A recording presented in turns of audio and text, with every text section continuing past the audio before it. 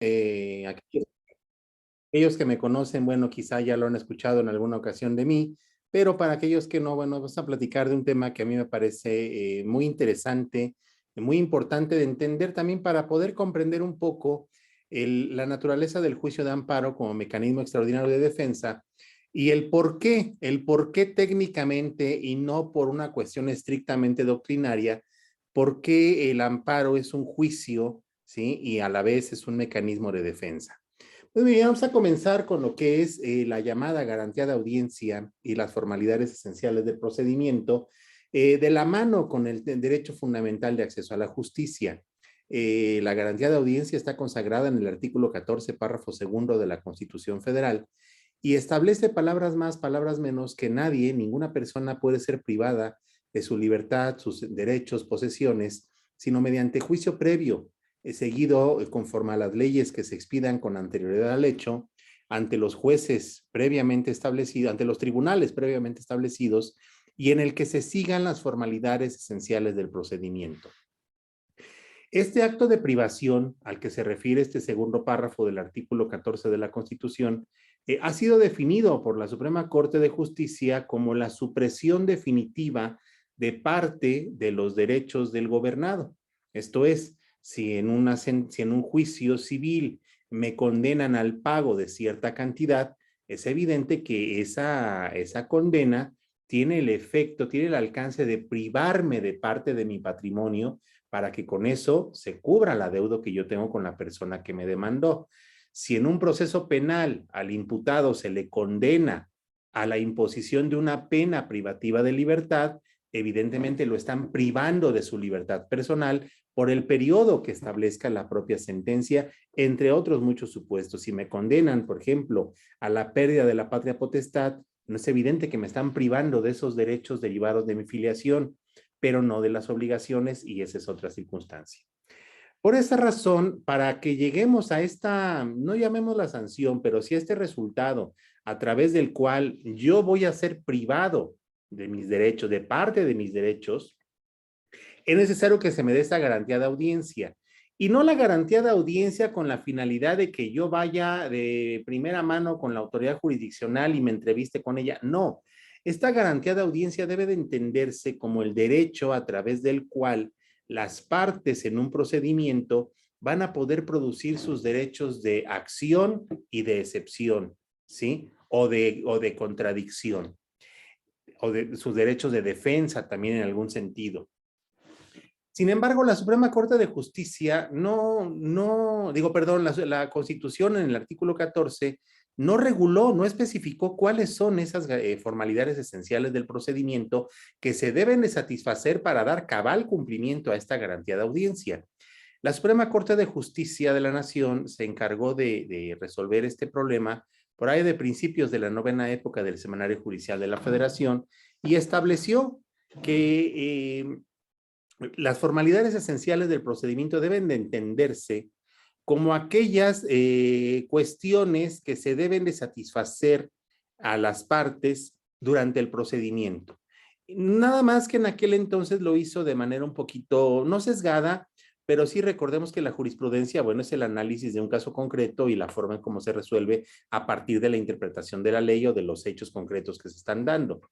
En este sentido, la Suprema Corte definió a las formalidades esenciales del procedimiento desde un ámbito puramente del derecho civil y entonces estableció que esta garantía de audiencia y las formalidades esenciales del procedimiento se satisfacían respecto de la parte demandada con el hecho de que se le diera a conocer oportunamente la pretensión que se estaba ejerciendo en su contra, para que él pudiera conocer esa pretensión, los hechos en que se sustenta, ¿sí? Y de esta forma él pudiera decidir ya con plena libertad si comparecía al juicio a contestar la demanda.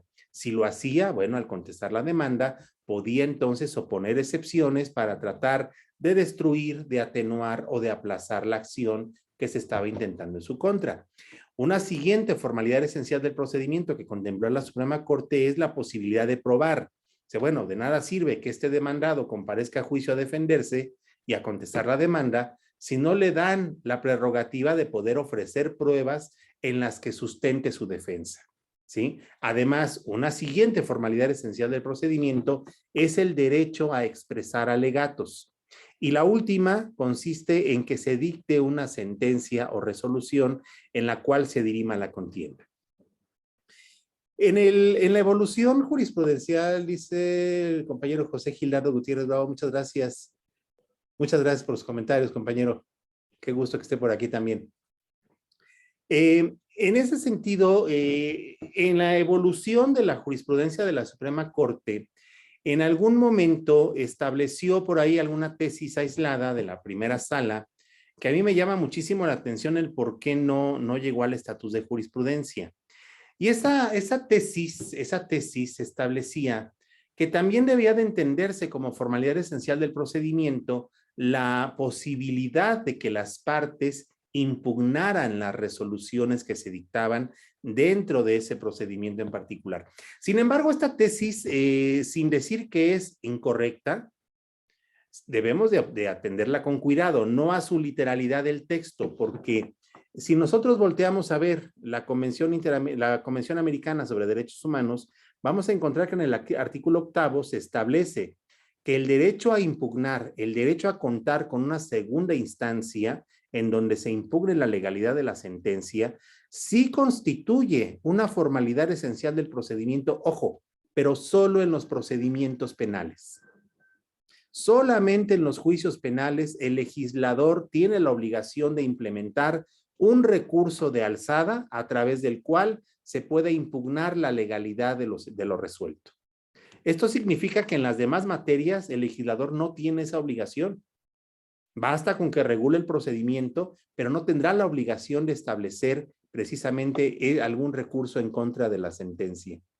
Dice el compañero Gildardo, esto que menciona sobre la garantía de audiencia tiene que ver con lo que actualmente discuten en la Suprema Corte sobre la prisión preventiva oficiosa. En parte sí, porque esta prisión preventiva oficiosa siempre ha tenido un grave problema en cuanto a la presunción de inocencia, porque precisamente uno de los valores supremos que tiene la persona es, además de la vida, su libertad personal.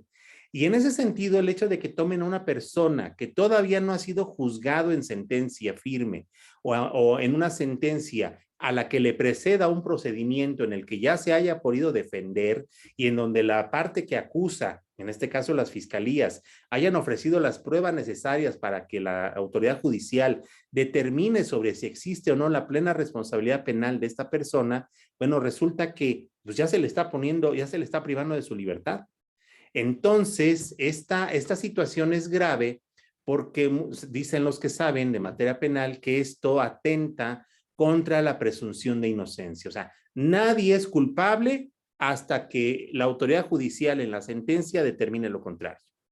¿Sí? Entonces, tenemos esa presunción de inocencia. Por esa razón, para poder llegar a esta pena privativa de libertad, es que previamente se tendría que satisfacer la garantía de audiencia del imputado. Sin embargo, esta prisión preventiva se ha sustentado históricamente en temas de seguridad hacia la víctima o hacia alguna situación donde el hecho delictivo que se impute sea de tal manera grave o importante para la sociedad, el que se investigue y se resuelva, y existan indicios de que el imputado pueda sustraerse de la acción de la justicia. ¿Sí? Y en algunos delitos de naturaleza grave, bueno, en donde la Constitución poco a poco ha ido incrementando el catálogo de supuestos, en donde se ha establecido que el juzgador tiene la obligación de que cuando se esté siguiendo el procedimiento penal por alguno de esos delitos que se ubiquen en el catálogo que establece la Constitución, bueno, el juzgador en apariencia tendría la obligación de decretar oficiosamente esta prisión preventiva. Y precisamente lo que se discute en la Corte, más allá de si existe o no una supremacía entre la Convención Americana de Derechos Humanos o la Constitución mexicana, o si existe, o si esto obedece en todo caso a un sistema de interpretación conforme al principio pro persona previsto en el artículo 1 de la Constitución, y entonces verificar si hay una incongruencia interna entre la Constitución, que esto no alcance a declarar la inconstitucionalidad de la propia Constitución, sino a armonizar con base en esta circunstancia de protección a los derechos humanos, bueno, es lo que se está discutiendo en la Corte. ¿sí? Pero ciertamente este principio de presunción de inocencia y la prisión preventiva oficiosa tienen mucho que ver también con esta garantía de audiencia. Muchas gracias por la pregunta. Pues decíamos, la Suprema Corte de Justicia también interpretó más adelante que este derecho, esta obligación del legislador de establecer los procedimientos a través de los cuales se va a satisfacer a favor de los gobernados esta garantía de audiencia, la Corte estableció, bueno, el legislador no tiene la obligación de establecer un procedimiento particular o específico para todos los asuntos. La Corte dijo, bueno, basta con que el legislador, por virtud de lo dispuesto en el artículo 14 de la Constitución, establezca los juicios que se deben de seguir, entonces con eso es suficiente y que en esos juicios, en esos procedimientos que se regulen, se respete esta garantía de audiencia y las formalidades esenciales del procedimiento. Pero el legislador no tiene ninguna obligación de establecer un orden particular o de establecer una forma muy semejante entre un juicio y otro. La Corte dijo que los implemente como se les pegue la gana, pero que se respeten estas formalidades esenciales del procedimiento. Aquí entonces vamos a la evolución y la Corte en otro momento estableció, bueno, pues sí, la Corte en integraciones anteriores, pues ya estableció cuáles son las formalidades esenciales del procedimiento, pero pues en realidad, pues eso se queda muy corto a lo que en realidad son las formalidades esenciales del procedimiento. Y entonces la Corte estableció que estas formalidades esenciales tienen que analizarse a partir de dos puntos de vista distintos. A partir del punto de vista del sujeto activo del ejercicio de la acción y a partir del punto de vista del sujeto pasivo. En realidad, la Corte, en su jurisprudencia, había definido las formalidades esenciales del procedimiento, pero a partir de lo que es la visión del sujeto pasivo del ejercicio de la acción, porque dijo, el demandado tiene derecho a enterarse de la pretensión que se está ejerciendo en su contra, ¿sí? Tiene además también derecho a contestar la demanda, a formular su defensa, a ofrecer pruebas, a alegar y que se dicte una sentencia. Pero, pues no había dicho nada. En realidad, ¿qué sucede con la parte actora, con el accionante? ¿No? ¿Qué pasa con esas personas?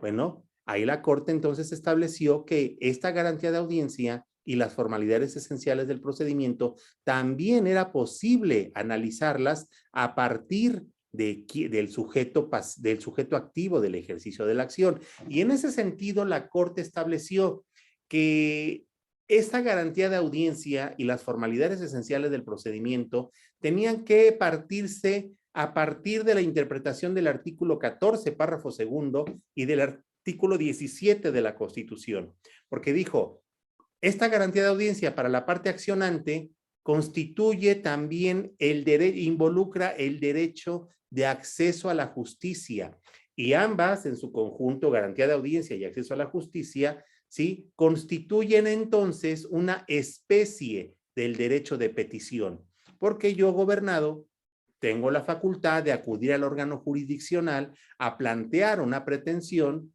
a efecto de que el órgano jurisdiccional determine si es posible constituirme, reconocerme o reivindicarme el derecho que estoy planteando como materia del debate en esa acción que estoy ejerciendo.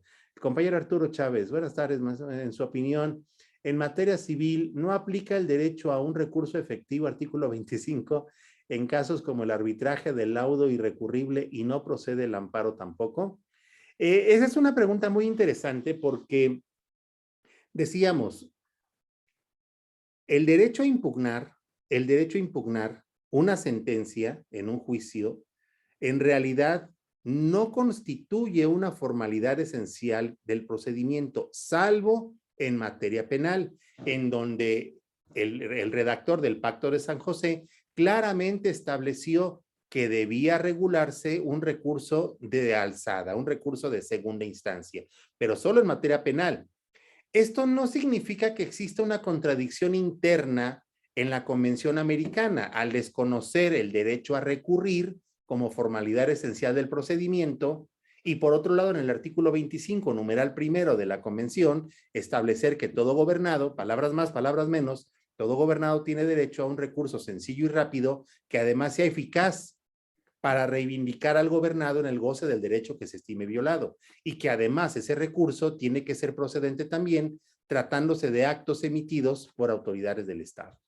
En el caso del arbitraje, el arbitraje desde antes de la reforma al artículo 17 constitucional constituye un mecanismo alterno de solución de controversias, de tal suerte que el derecho a la jurisdicción estaba regulado tanto como una obligación de parte del Estado de atender las peticiones de justicia de la población, como el mismo gobernado tenía la facultad, ¿sí? Por ejemplo, en materia mercantil está previsto en el artículo, me parece que es el 1500, 1053 o algo así, no me recuerdo bien, que establece que en materia mercantil el procedimiento preferente a todos es el convencional pactado por las partes.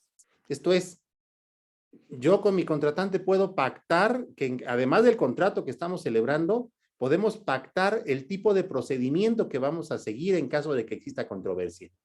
Y en ese sentido, ahí podemos pactar un arbitraje o podemos pactar un procedimiento ad hoc, en donde decimos, no, vamos a un procedimiento jurisdiccional, pero tú y yo vamos a sentarnos y vamos a hacer las reglas de nuestro juicio, ¿sí? Ahí la única regla es que no se viole, que no se vede a las partes el derecho a defenderse o el derecho al emplazamiento.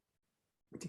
Pero las partes podrán renunciar al ofrecimiento de ciertas pruebas, podrán renunciar a los recursos que en su caso la ley establezca y formular este procedimiento específico o irse a un tema de arbitraje, ya sea un arbitraje institucional o un arbitraje ad hoc que las propias partes hubieran diseñado. En ese sentido, fíjense, el artículo 25 al establecer este recurso, evidentemente lo hace en dos partes, porque dice que todo mundo tenemos derecho a un recurso sencillo y rápido que sea eficaz para protegerme, para ampararme, incluso dice el artículo, ¿sí?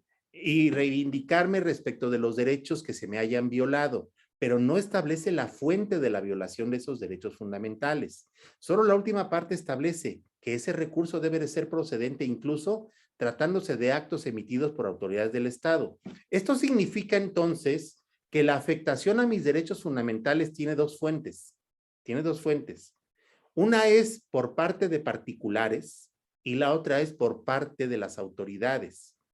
Esto no significa que yo esté diciendo en este momento que conforme al artículo 25, numeral primero de la Convención, procede el amparo contra actos de particulares. No, solo que la Convención, por más que es derecho doméstico, dado que la ratificó el Estado mexicano, recordemos que se trata de un instrumento de fuente internacional, de tal manera que su redactor tenía que encontrar una redacción de tal forma neutra que pudiera ser aplicable en cualquier estado y en cualquier sistema jurídico de los que suscribieran esa convención. Y de esa manera aquí la pregunta es, si a mí me debe dinero el compañero Arturo Chávez, ¿yo me podré ir a meter a su casa y cobrarme con lo que yo estime suficiente? Y la respuesta es no. La respuesta es no, porque aquí el constituyente en el artículo 17, párrafo primero de la Constitución, claramente establece que nadie puede hacerse justicia por su propia mano. Ese es un mandato dirigido expresamente a los gobernados. O sea, nadie puede hacerse justicia por su propia mano. A cambio de esta prohibición, el Estado nos tiene que ofrecer un mecanismo a través del cual yo pueda hacer valer mis derechos. ¿Sí? Y entonces aquí la pregunta es, si el compañero Arturo no me paga, ¿eso afecta derechos sustantivos, derechos fundamentales a mí? Claro que sí, me está afectando en mi derecho fundamental al patrimonio, a mi propiedad. Solo que yo no puedo ir a cobrarme a lo chino a su casa. Entonces, yo necesito que el Estado, a través de este derecho de acceso a la justicia, regule un mecanismo a través del cual yo pueda ver satisfecha la violación a mis derechos fundamentales, en este caso a mi derecho de propiedad. y entonces me tiene que implementar un recurso. Y ese recurso es la acción civil o mercantil que sea procedente para demandar a esta persona. En ese sentido, la palabra recurso, consagrada en este artículo 25, numeral primero de la Convención, debe de entenderse, debe de interpretarse de manera amplísima y no de manera literal. De tal forma que recurso es una acción civil o mercantil, es una acción de tipo laboral, es una denuncia en la cuestión penal, ¿sí? O es una controversia laboral, o es un juicio contencioso administrativo. Todos esos son recursos al tenor de lo previsto en el artículo 25, numeral primero de la Convención Americana sobre Derechos Humanos. Y a través de la reforma al artículo 17 constitucional, en donde ya se reconoce esta obligación del Estado mexicano de reconocer y de dar facilidad para la implementación de los mecanismos alternativos de la solución de controversias, bueno, entonces este arbitraje del que nos habla el compañero Arturo Chávez también constituye propiamente un recurso. También constituye propiamente un recurso de los previstos en el artículo 25, solo que ese arbitraje tiene sus reglas. ¿Procede un recurso contra los laudos arbitrales? Ordinariamente no, salvo que las partes lo pacten en un procedimiento ad hoc. ¿Sí? Salvo que las partes lo pacten. Pero ordinariamente no. El juzgador puede analizar en el fondo lo resuelto en el laudo y la respuesta es no. Respecto del arbitraje, imperan ciertos principios, entre ellos uno que es fundamental, el de la intervención judicial mínima. Pero esto no significa entonces, esto no significa que los gobernados, las partes que intervienen en un arbitraje, esté vedado su derecho para comparecer en defensa de sus intereses, porque la legislación mercantil también establece el juicio de nulidad de laudo arbitral, ¿sí? Tiene un nombre muy raro, es juicio de especial de controversias mercantiles de arbitraje, un tema, no me recuerdo cómo se llama, ¿sí? Pero sí es posible, solo que es un juicio en donde lo único que se examina son temas de forma, precisamente por ese principio que impera de intervención judicial mínima. La Corte, en un precedente que no ha sido bien recibido por los expertos en arbitraje, un asunto en donde participa una empresa paraestatal mexicana, de esas que ejercen monopolios aquí en México, con lo cual yo no tengo ningún problema, pero bueno. Ahí la Corte, en una consideración marginal, pero ratificó la regla de que en el arbitraje no procede que el juzgador analice el fondo, esto es, examine si en el fondo si el árbitro o el tribunal arbitral resolvió de manera correcta o incorrecta. Eso de ordinario le está vedado al juez. Y por otro lado, pero sin embargo dijo, salvo que lo resuelto en el laudo sea evidentemente una aberración que afecte los derechos fundamentales del gobernante. Y eso ha generado múltiples problemas en el arbitraje, porque entonces el arbitraje se desvirtúa, porque pues el arbitraje de entrada lo que implica es que están celebrándolo dos personas de honor. De entrada, dos personas de honor. Y esas dos personas, con esa facultad que ahora también la Constitución y la legislación ordinaria les da de acudir a un mecanismo ordinario, de un mecanismo alternativo de solución de controversias, a dirimir la contienda y no acudir al aparato jurisdiccional, bueno, pues esto tiene sus consecuencias. Y una de ellas es ajustarse a los parámetros que rigen el arbitraje. Y el arbitraje, bueno, pues insisto, uno puede designar incluso a Juan Pérez para que funja como árbitro. Es más, el árbitro ni siquiera tiene la obligación de ser abogado. O sea, puede ser un ingeniero, puede ser un arquitecto, puede ser una persona que estudió nada más la secundaria. Y vamos, y si las partes lo estiman apto para dirimir la contienda, bueno, pues lo hará. Y si no, bueno, acudirá a una de las múltiples instituciones que se dedican al arbitraje institucional y bueno, esta institución podrá tramitar el arbitraje y resolverlo a través del árbitro que las partes finalmente estén de acuerdo en que se designe, ¿sí? estas personas, estos árbitros, bueno, resuelven y no siempre resuelven igual que los jueces. Y además los árbitros no pueden irse más allá de lo estrictamente pactado por las partes. Entonces, esto a mí me parece que se puede decir, y yo respeto a quien lo piense, es que se va a generar impunidad respecto de lo que los árbitros resuelvan. Bueno, si ustedes piensan que existe esa posibilidad, pues no vayan al arbitraje. No vayan al arbitraje, porque la regla general en el arbitraje es que los jueces no tienen por qué analizar en el fondo si el árbitro resolvió bien o resolvió mal. Lo único que se analiza en este juicio especial es si el árbitro o el tribunal arbitral, al emitir el laudo, durante el procedimiento y al emitir el laudo, uno, se ajustó a lo pactado en el pacto de arbitraje. Y dos, si están satisfechas las formalidades esenciales del procedimiento. Es lo único que se puede revisar en ese juicio de nulidad de arbitraje. ¿Sí? Y por cierto, en términos de este artículo 25, numeral primero de la Convención Americana, ese juicio de nulidad de laudo arbitral sería el recurso a que se refiere ese artículo 25 y posteriormente recordemos que respecto de lo que ahí se resuelva procede el amparo indirecto. Y al ser amparo indirecto además procede revisión, con lo cual está más que plenamente satisfecho este derecho fundamental de acceso a un recurso sencillo y rápido previsto en el artículo 25, numeral primero de la Convención Americana sobre Derechos Humanos. Ok, sigo recibiendo sus preguntas, a través de aquí hay otra. Esa es la compañera Odilia. Dice, ¿es el mismo derecho de recurrir previsto en el artículo 8.2 y el derecho a un recurso sencillo y eficaz que se refiere? No. Técnicamente sí, pero tiene una diferencia. La Corte ha diferenciado entre el derecho a recurrir y el derecho a impugnar. El artículo 25, numeral primero, consagra el derecho fundamental a impugnar a través de un mecanismo de defensa, ¿sí? Y el artículo octavo de la Convención Americana lo que contempla es el derecho a recurrir en una segunda instancia. En México sería el derecho a contar con un recurso de apelación. Pero insisto, eso solamente es en la materia penal.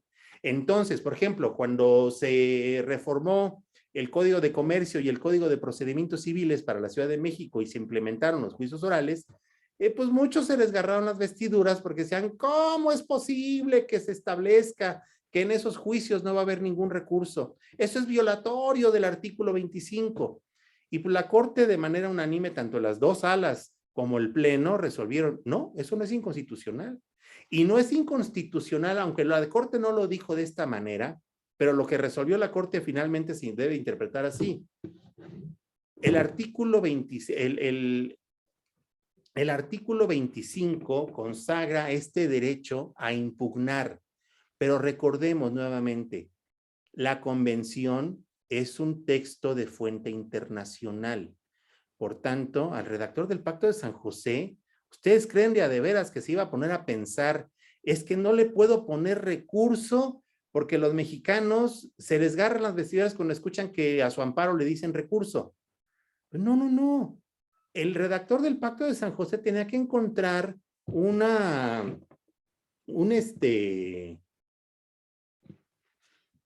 redacción de tal manera neutra que se entendiera y fuera aplicable para todos los sistemas jurídicos en los cuales fuera aplicable esta situación. Y entonces, este derecho a impugnar puede ser a través de cualquier mecanismo de defensa ordinario o extraordinario. Y por esa razón la Corte dijo, a ver, estos son procedimientos civiles y mercantiles, por tanto no son penales. Entonces no hay obligación de que el legislador establezca en la legislación procesal un recurso a través del cual se pueda recurrir las resoluciones intermedias o la sentencia definitiva. No hay obligación, porque no es un asunto penal. Ojo, pero esto no significa que el gobernado no tenga derecho a impugnar lo que ahí se resuelva. ¿Cómo satisfacemos este derecho fundamental entonces previsto en el artículo 25, numeral primero? Bueno, a través del juicio de amparo.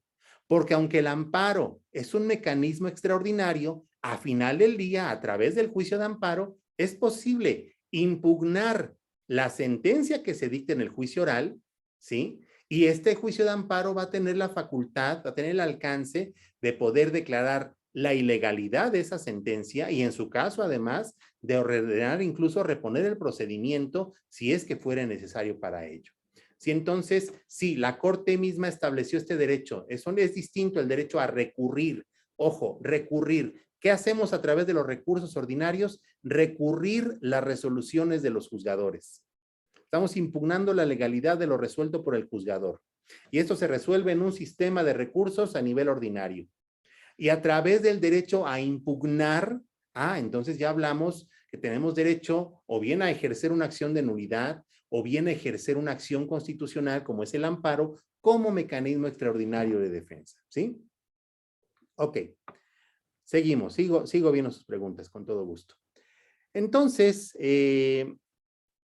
ya que tenemos estas precisiones, la Corte finalmente establece como decíamos, esta situación de que esta garantía de audiencia y las formalidades esenciales del procedimiento las podíamos examinar a partir de dos visiones distintas, a partir del sujeto activo y a partir del sujeto pasivo del ejercicio de la acción, y tratándose del sujeto activo, lo vamos a conjugar a partir del derecho de acceso a la justicia, y juntos garantía de audiencia y derecho de acceso a la justicia van a conformar precisamente este derecho de una especie del derecho de petición. Ahora, esta parte actora, por tanto, viéndolo de esa forma, sus formalidades esenciales del procedimiento son el tener la potestad de acudir ante el órgano jurisdiccional a plantear una pretensión. Una pretensión a través de la cual solicite de la autoridad que se le reconozca, constituya o reivindique un derecho que estima violado, ¿sí? Además, debe de tener la prerrogativa de poder ofrecer pruebas que demuestren sus pretensiones y también de expresar alegatos ante el juez y posteriormente a escuchar una sentencia que dirima la contienda. Y con eso vemos que de alguna manera se cierra el círculo tratándose de lo que son las formalidades esenciales, tanto para la parte accionante como para la parte demandada. Hasta aquí ustedes dirán, bueno, ¿y eso qué tiene que ver con el amparo? Bueno, es que aquí es importante definir por qué el amparo es un juicio. ¿Porque Burgoa se enojaba si decíamos que era un recurso? ¿O porque así me lo enseñaron en la universidad? Por eso decimos que el amparo es un juicio y no un recurso. Uno de los principios fundamentales que rige al amparo es el de prosecución judicial. Y conforme a este principio de prosecución judicial, nos dice que el amparo es un juicio. Y es un juicio porque a través de él se ejerce una acción de tipo constitucional. Al tratarse de una acción, entonces se debe de plantear por medio de una demanda.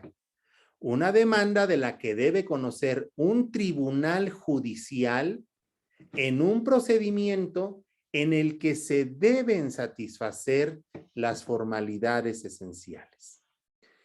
Todo esto se oye muy lógico, se oye muy bonito, pero si hace un rato decíamos que esto de los juicios y la garantía de audiencia está previsto en el artículo 14, párrafo segundo de la Constitución.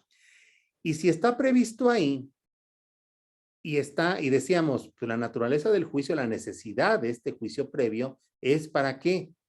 Como garantía del gobernado antes de que se le imponga un acto de privación. ¿Ok? Y entonces, si el juicio previo es necesario antes de la imposición de un derecho de privacidad, de un acto de privación, y si decimos que el juicio de amparo es un juicio y no un recurso, entendidos como los regulados en la legislación procesal, como el de apelación, el de revocación o la queja, entre otros, esto significa entonces que en el amparo es posible emitir un acto de privación. O sea, de veras el amparo estará diseñado para imponer un acto de privación, porque si la respuesta es no, entonces no es un juicio. O sea, si a través del amparo no es posible la emisión de un acto de privación, entonces el amparo no es un juicio. Es un mecanismo de defensa y se acabó. Pero no, el amparo sí es un juicio. Y, y no por la forma en la que se tramita, no porque así lo disponga la Constitución o la ley de amparo al denominarlo juicio, no. El amparo es un juicio porque efectivamente a través del amparo sí es posible la emisión de un acto de privación. ¿Cuál es ese acto de privación? La sentencia que conceda la protección constitucional. ¿Por qué razón? Porque a través de esa sentencia que concede la protección constitucional al gobernado, el efecto que produce es privar a la autoridad administrativa o al tercero interesado de un acto que les beneficia. Pensemos en la autoridad administrativa. A través del acto que emitió, pues a lo mejor con eso se va a generar un ingreso a través de una multa o de un impuesto o del cobro de una contribución o de un derecho. Si a través del amparo se establece la inconstitucionalidad de ese cobro, bueno, entonces se priva al Estado y concretamente a esa autoridad de percibir ese ingreso.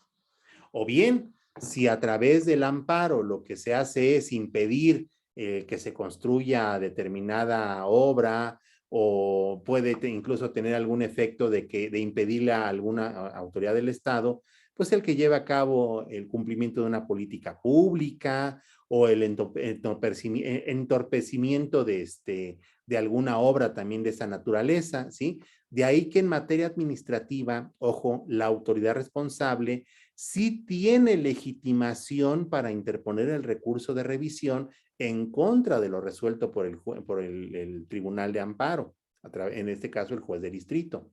Ahí sí tiene esa legitimación en la causa para impugnar a través del recurso lo resuelto por el juez.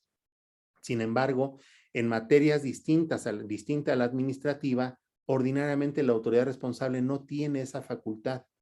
¿Por qué? Porque en el amparo jurisdiccional, esto es, en el amparo en donde se impugnan resoluciones derivadas de procedimientos jurisdiccionales o actos jurisdiccionales, son actos de naturaleza completamente distinta a los administrativos. ¿Por qué? ¿Por qué razón? Si los dos son autoridades, tanto las autoridades jurisdiccionales como las administrativas, ¿por qué entonces es distinto? Porque en los procedimientos jurisdiccionales, los juzgadores se deben de regir, entre otros principios, por el de imparcialidad y el de objetividad. De tal suerte que al juzgador lo único que le corresponde es resolver la contienda. Y al resolver la contienda, el juzgador cesó en su jurisdicción. Pero para resolver la controversia, evidentemente lo tiene que hacer libre de prejuicios. La autoridad jurisdiccional no puede tener un interés particular en cómo se resuelva el asunto. Si lo tiene, se debe de excusar en el conocimiento. Por esa razón, si la autoridad jurisdiccional nada más le toca resolver, pero no tiene un interés en cómo se resuelva en particular esa contienda, entonces esto significa que al juez, pues en realidad no le interesa que su sentencia o resolución prevalezca en la vida jurídica. Si esa sentencia se cae por virtud de un amparo, bueno, lo único que va a quedar herido del juez, pues es su ego y quizás su estadística. Pero en lo personal, en su patrimonio de derechos, no lo están privando de ninguno de ellos. ¿Sí? Por esa razón ahí, en tratándose de actos jurisdiccionales, la sentencia que concede la protección constitucional, en todo caso, lo que genera es un acto de privación en contra del tercero interesado. Si nosotros examinamos todas las hipótesis previstas en el artículo 5º, fracción tercera de la Ley de Amparo, vamos a encontrar que dentro de los múltiples incisos que contiene definiendo quién puede ser tercero interesado, pues vamos a encontrar dos cuestiones bien particulares. Tercero interesado es, en términos genéricos, aquella persona que gestionó la emisión del acto reclamado porque necesitaba, porque de ahí le derivaba un derecho. O dos, aquella que sin gestionarlo, por virtud de ese acto de autoridad, él tiene un beneficio. Entonces, si la sentencia protectora lo que hace es dejar sin efecto ese acto de autoridad, es virtud que es evidente que eso tiene como efecto privar de los efectos a esa resolución que le beneficia a ese tercero interesado. Y por esa razón, ojo, por esa razón tenemos que emplazar al tercero interesado. Por esa razón, si no lo encontramos, tenemos que buscarlo hasta por debajo de las piedras. Y si no lo encontramos, eso es lo que sustenta el que incluso se le emplace por medio de dictos. En mucho se cuestionó a la Suprema Corte de Justicia a finales de la novena época del seminario judicial, cuando primero estableció como causa de sobreseimiento, como causa de improcedencia, el que la parte quejosa no exhibiera los edictos para emplazar a la parte tercera, en aquel entonces tercera perjudicada. Y mucho se adujo, ¿cómo es posible que la Corte anteponga una simple notificación al tercero perjudicado y no la garantía de audiencia de la parte quejosa, o además, con afectación además del derecho de gratuidad en la impartición de justicia en perjuicio de la parte quejosa? La realidad es que eso me parece que no es correcto, porque si ya decimos que la garantía de audiencia y las formalidades esenciales del procedimiento rigen para todas las partes que intervienen en el juicio, es evidente que si la parte quejosa, en este caso como titular del ejercicio de la acción, quiere que se analice en el fondo el acto que está impugnando como presuntamente inconstitucional para efecto de que eventualmente se dicte una sentencia que evidencie esa presunta inconstitucionalidad y que por lo tanto la deje sin efecto, bueno, esto necesariamente trae el correlativo derecho del sujeto pasivo del ejercicio de la acción, en este caso la autoridad administrativa responsable o bien del tercero interesado, de poder intervenir en el juicio a efecto de llevar a cabo las acciones que la propia ley de amparo le establece, encaminadas a demostrar la legalidad del acto y que por tanto éste pueda subsistir a la vida jurídica, ¿sí? Entonces, es evidente que no tenemos un tema ahí de que pueda ser violatorio de la garantía de audiencia de la parte quejosa ni del principio de gratuidad.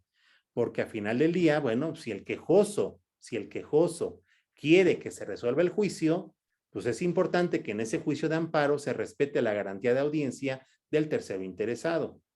Y si para satisfacerla, el último resquicio para satisfacerla es la publicación de dictos, es evidente que esa es una carga procesal que debe de satisfacer la parte quejosa. Y si no la satisface, el juicio no puede continuar porque no es posible emitir una sentencia sin antes escuchar en defensa a aquel a quien se le puede imponer un acto de privación. Artículo 14, párrafo segundo de la Constitución.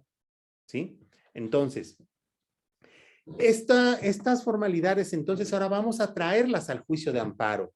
Y el juicio de amparo, como mecanismo extraordinario de defensa, y es extraordinario porque el Tribunal de Amparo no es el titular de la jurisdicción originaria de los asuntos contenciosos ordinarios, no.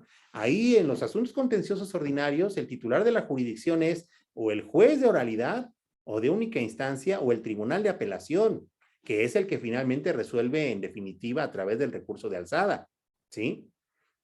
Pero no el tribunal de amparo. Por esa razón, el tribunal de amparo, si encuentra fundada una violación de tipo formal, el tribunal de amparo no se puede sustituir ordinariamente en la jurisdicción de la autoridad responsable. ¿Por qué? Porque esa es una jurisdicción que no le corresponde. Él no es el titular de la jurisdicción originaria. Por esa razón, a través del amparo, se le devuelve al que es el titular de esa jurisdicción esa prerrogativa para que repare la violación en la que incurrió y resuelva la contienda. ¿Cómo? Con su plenitud de jurisdicción, si se trata de una violación de tipo formal, ¿sí? En cambio, el tribunal de alzada, él es el titular de la jurisdicción originaria. Si ante él se plantea una violación de tipo formal en la que hubiera incurrido el juez, como él es el titular de la jurisdicción, él sí debe sustituirse. ¿Por qué? Porque lo que está haciendo es reasumir la jurisdicción que le corresponde para resolver. ¿Por qué? Decíamos hace un momento, el juez cesó en su jurisdicción al momento en que dictó la sentencia. Esa jurisdicción solo la va a recuperar, pero ya para ejecutar la sentencia, ya no para dirimir la contienda. ¿Por qué? Porque ahí ya terminó su labor con la emisión de la sentencia. Entonces, en el amparo se han hecho muchas analogías en donde se establece que el quejoso es el análogo de la parte actora y la autoridad responsable es la análoga de la parte demandada. En gran medida, si somos así como que muy imaginativos, sí podríamos aceptar ese tipo de analogía. Sin embargo, recordemos que la Corte dijo, a ver, la garantía de audiencia y las formalidades esenciales del procedimiento no implican que el legislador establezca una sola clase de procedimiento, que establezca la que se le pegue la gana, pero que respete estas formalidades. Entonces, ahí el legislador lo que está haciendo en el amparo es, bueno, a ver, pues lo primero que hizo en el amparo es privar en la generalidad de los casos a las partes de ofrecer pruebas.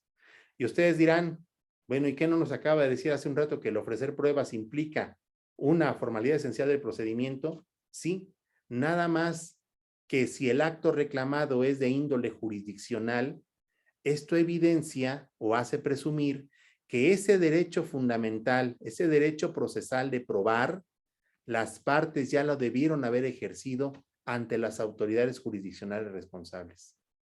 Si no lo hicieron, entonces precluyó su derecho para ello y no es posible hacerlo en el amparo, porque el amparo no es una renovación de derechos procesales. Por esa razón, la regla general en el amparo es que no procede ofrecer pruebas, porque esas pruebas se tuvieron que haber ofrecido ante las autoridades jurisdiccionales responsables. Por esa razón, el artículo 75, párrafo segundo, establece que solo en el amparo indirecto y solo la parte quejosa tiene facultad de ofrecer pruebas cuando no haya tenido oportunidad de hacerlo ante la autoridad responsable, ¿sí? En materia administrativa, la Corte ha señalado que esto ocurre en materia administrativa, como cuando, por ejemplo, si ahorita llegan y me clausuran aquí y no me dan ni oportunidad de sacar mi permiso que dice la autoridad que no tengo, pues no me dio chance de ni siquiera de ofrecerle la prueba que de mostrarle que sí tengo el requisito que él estima que no. Entonces, si me privaron a mí de esa oportunidad, yo tendré el juicio de amparo para demostrar al juez de distrito que sí tengo permiso para funcionar en mi local comercial. En materia jurisdiccional, la Corte estableció que esa oportunidad de ofrecer pruebas se presenta cuando la parte quejosa aduce violación a la garantía de audiencia, sea porque es una persona extraña al juicio o porque siendo parte lo que aduce es que no fue legalmente emplazado. Entonces, bueno, las pruebas que se puedan ofrecer son aquellas encaminadas a demostrar la violación del derecho constitucional que se estima violado. Tratándose de la persona que es demandado, el tercero extraño por equiparación, que es demandado pero que alega emplazamiento, bueno, las pruebas que tendrá que ofrecer son aquellas encaminadas a desvirtuar la legalidad del emplazamiento.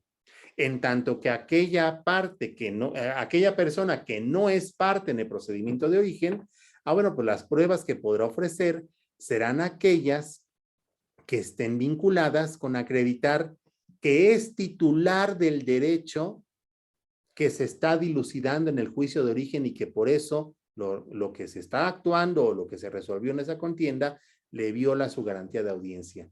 Mi compañera Mayra Alejandra Salas, ¿cómo podemos? Eso es con la dirección. ¿Cómo podemos obtener copia del video? Eso es ya con la dirección. Entonces, fuera de eso, vemos que el quejoso ejerce su derecho de acceso a la justicia y su garantía de audiencia desde el momento en que puede presentar la demanda de amparo. Además, bueno, puede, tratándose si es tercero extraño o es un acto administrativo, podrá ofrecer pruebas, podrá alegar y esperar a que se dicte una sentencia que dirima la contienda. La autoridad responsable, bueno, la autoridad responsable además, pues debe rendir el informe justificado y en su caso acompañar las constancias que justifiquen la legalidad de ese acto. Y el tercero interesado, ¿sí? Ahí ustedes dirán, bueno, ¿por qué el tercero interesado no tiene derecho a ofrecer pruebas? Si interpretamos literalmente el artículo 75, pensaríamos que no. Sin embargo, en derecho procesal, a todo derecho de acción corresponde un derecho de contradicción. A todo derecho de prueba corresponde un derecho de contraprobar. Y por tanto, el tercero interesado tendrá la facultad de ofrecer pruebas encaminadas a demostrar la existencia de causas de improcedencia, 1, y 2, ofrecer pruebas que vayan encaminadas a desvirtuar el alcance demostrativo de las pruebas de la parte quejosa. Dice el compañero Arturo Chávez, en juicio constitucional, ¿no debería analizar el caso concreto para casos como el del emplazamiento por edictos para desestimarlo y no como regla genérica? Precisamente se esperaría que de este tribunal el análisis del particular y no aplicar regla general sin el examen pormenorizado. No entendí bien la pregunta, porque de verdad no la entendí bien, pero para llegar al emplazamiento por edictos no es en automático. El emplazamiento por edicto lo que implica es que el juzgador ya buscó por los canales institucionales adecuados, incluyendo algunas empresas privadas, buscando el domicilio de la parte tercera interesada. Si no encontramos el domicilio de la parte tercera interesada, bueno, pues entonces la única que me queda es emplazar por edictos. Y si a lo que se refiere es que el acto reclamado es un emplazamiento por edictos, bueno, ahí la jurisprudencia de los tribunales colegiados y de la Corte lo que han establecido es que, y además el artículo primero de la Constitución también es útil para interpretarlo de esta manera, concretamente el artículo 122 del Código de Procedimientos Civiles establece que para emplazar por edictos basta con que sea una sola autoridad, se tenga el informe de una sola autoridad en donde se determine si existe o no el domicilio de la persona. Y si el aspecto de la respuesta es negativa, entonces procederá el emplazamiento por edictos. Bueno, tradicionalmente lo que se ha hecho es que no basta con buscar en una sola institución pública el domicilio de la persona que se está buscando, sino que la búsqueda tiene que ser más amplia, porque evidentemente solo una búsqueda amplia garantiza la plena satisfacción de la garantía de audiencia, sobre todo porque el emplazamiento por edictos, pues en realidad es un volado el que la persona realmente se pueda o no enterar del procedimiento llevado en su contra. Entonces, además, la propia jurisprudencia de la Corte ha establecido que el emplazamiento la legalidad del emplazamiento se debe de examinar de manera oficiosa y en cualquier instancia, incluso en el amparo directo, ¿sí? Aun y cuando haya precluido el derecho de la parte demandada para promover el incidente de nulidad de actuaciones, o aun y cuando lo haya promovido y se le haya desestimado tanto el incidente como el recurso de apelación en contra de la resolución que desestime ese incidente de nulidad, la Corte ha establecido, tu tribunal colegiado, aún así, tienes la obligación oficiosa de examinar la legalidad del emplazamiento, aún por aspectos distintos a los que se hubiesen planteado precisamente en ese incidente de nulidad o en su caso en la apelación. Entonces, la verdad es que la pregunta, conozco al compañero Arturo Chávez, la pregunta la veo hasta medio tendenciosa, porque la realidad de las cosas es de que si algo impugnan las partes en el amparo y algo examinan los jueces, es el emplazamiento. A veces hasta con exageración, porque hay juicios que se caen por emplazamiento que no deberían de caerse, pero bueno.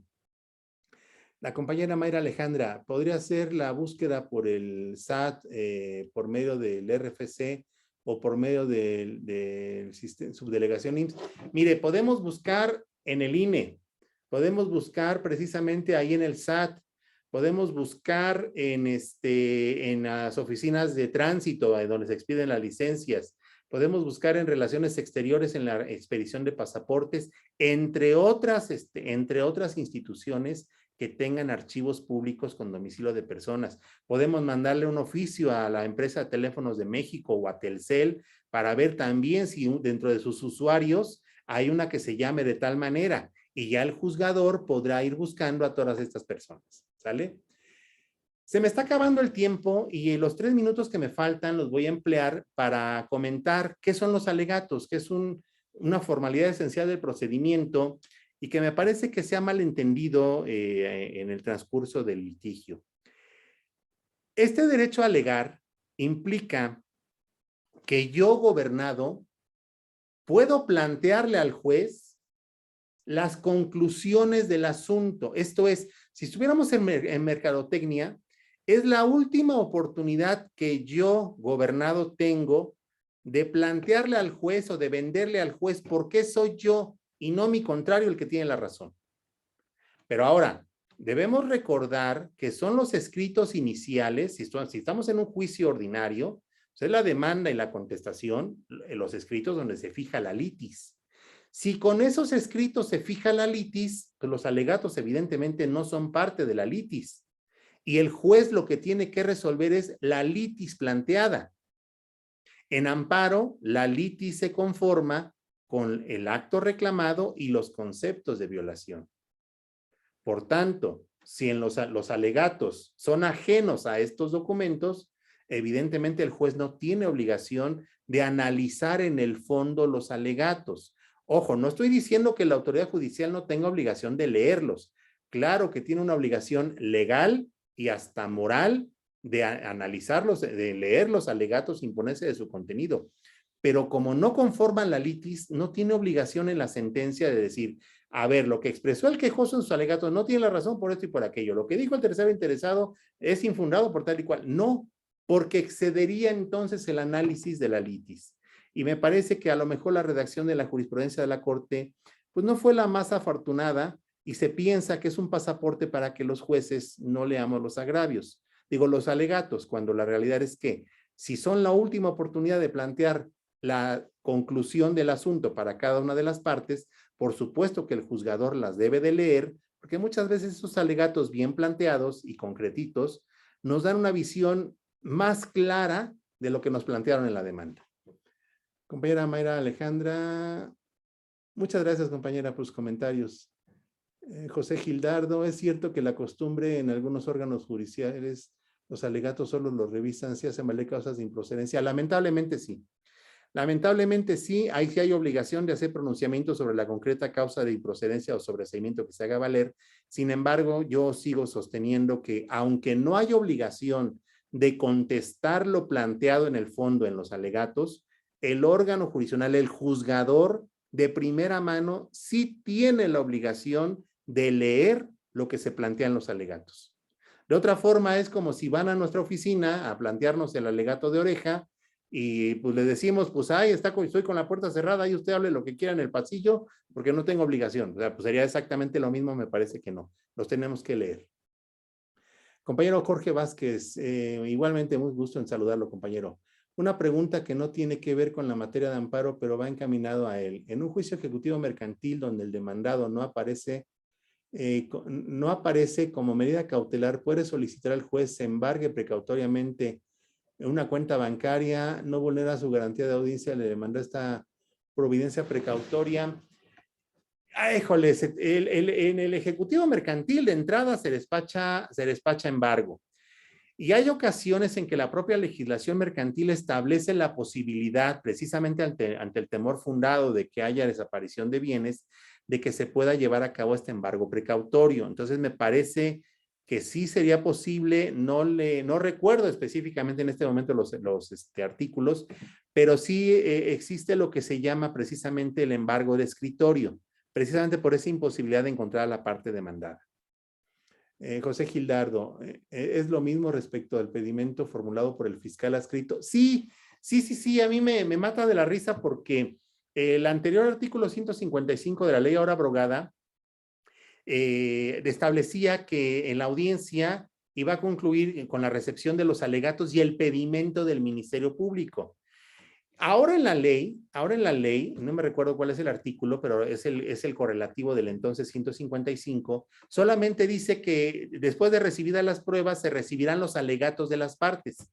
Y es bien curioso porque ahora dice el Ministerio Público, ¿y ahora qué planteo? Ya la ley de amparo me vedó el derecho de formular pedimento. Entonces ahora lo que presentan es su famosa opinión ministerial o petición ministerial o qué sé yo. A ver, no nos hagamos bolas. El Ministerio Público, conforme al artículo 5 de la ley de amparo, es parte. Por tanto, si el Ministerio Público es parte, pues lo que hace es rendir alegatos bajo la denominación que le dé a su escrito. Lo que el Ministerio Público plantea son alegatos y por lo tanto también existe la obligación de imponerse del contenido de ese escrito. Asesio González, gracias a ustedes, compañeros, por escuchar. Arturo Chávez, de ninguna manera fue tendenciosa la pregunta, solo mal planteada. Bueno, ok, voy a confiar en eso. ¿Cómo va casos como la venta fraudulenta en que casi es imposible encontrar al supuesto vendedor? Pues sí, lamentablemente sí, eso sí. Ervin Cristian Pérez, buenas noches, magistrado. Del informe proporcionado por diversas institucionales con el objeto de localizar al demandado, no vulnera los datos personales. Hay que tener ahí, hay obligación. Es lo primero que nos ponen las autoridades y las empresas de que hay protección de datos personales. Sí, nada más que ahí es información. El juez lo único que quiere es buscar un domicilio. Entonces ahí el juez debe de garantizar la adecuada discreción en el manejo de esos documentos, de esos datos, ¿sí? Pero también nosotros no podemos decir, es que como no puedo ver los temas personales, entonces pues ya emplazo por edictos. No, porque eso es tanto violatorio para el quejoso, a quien le podemos imponer un gasto que no está justificado, como para el tercero interesado, porque por el no hacer una búsqueda exhaustiva que garantice que la notificación se haga de manera personalísima con él, o por lo menos en su domicilio, pues por no violar datos personales, lo que voy a hacer entonces es notificarlo por edictos a ver si los ve. No, ahí el juzgado, ese respeto a los datos personales implica que el juzgador debe de tener especial cuidado en el resguardo de esa información. Asensio González, en un juicio oral mercantil no respondí la vista proporcionada por el juzgado al momento de que el demandado contestó la demanda. En esa contestación el demandado ofreció un perito. Yo podría ofrecer mi perito en otro momento. Ahí recordemos que tratándose de la pericial, el juez en el periodo probatorio da vista a las partes con la pertinencia de la prueba. Y además de que la parte contraria del oferente puede expresar si está o no de acuerdo con la pertinencia de la prueba, podrá además ampliar los puntos respecto de los que hubiera planteado la parte oferente y además ofrecer perito de su parte. ¿Sí? Entonces, si estoy viendo que esto fue con la vista a la contestación de la demanda, pues es evidente que todavía no estamos en el periodo de ofrecimiento de pruebas y por lo tanto todavía el juez no se pronuncia sobre la posible admisión de esa prueba. El juez, cuando en el periodo probatorio, le tendrá que dar vista con la pertinencia de esa prueba y ya será en ese momento cuando se pronuncie en ese sentido.